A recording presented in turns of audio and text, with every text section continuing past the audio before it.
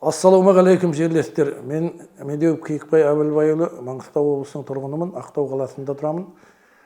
Туған жер 21 қоғамдық ұйымының төрағасымын.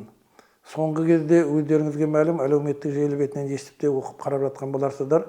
Парламент депутаттары, жерлестеріміз Еділ Жаңбыршин, Самат Мұсабаевтардың қазіргі көтеріп жатқан мәселесі төңірегінде әңгіме қозғағалы отырмын.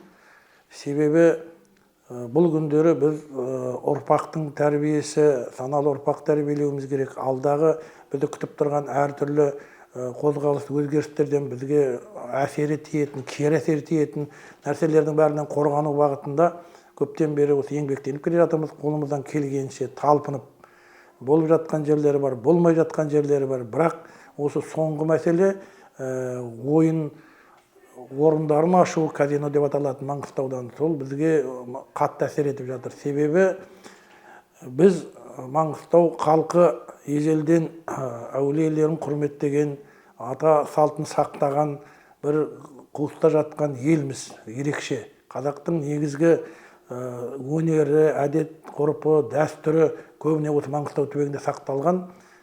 Сондықтан қазіргі мына тажалдармен бірге еніп келе жатқан жаһандану дейтін нәрсенің шет жағасы бізге де осы келіп жатыр.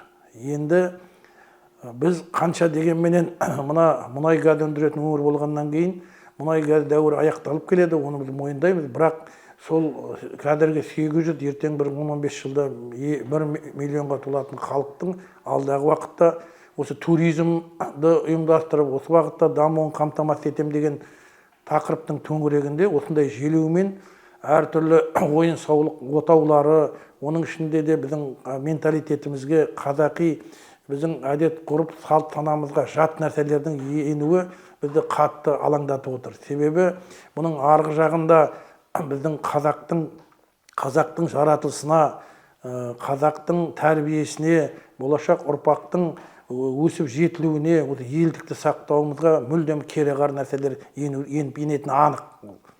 Сондықтан жаңағы біздің азаматтарымыздың елдің көтеріп жүрген мәселелері, соңғы кезде казиноға байланысты көтеріп жатқан мәселелері нағыз дер кезінде ушығып тұрған мәселе. Бұны басына қоя беруге болмайды.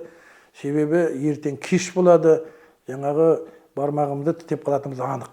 Сондықтан осы бастан біз ел болып, халық болып талқылап, бұл мәселенің терістігіне тұтасымен ашып жауап беруіміз керек. Осылай деп ойлаймын мен.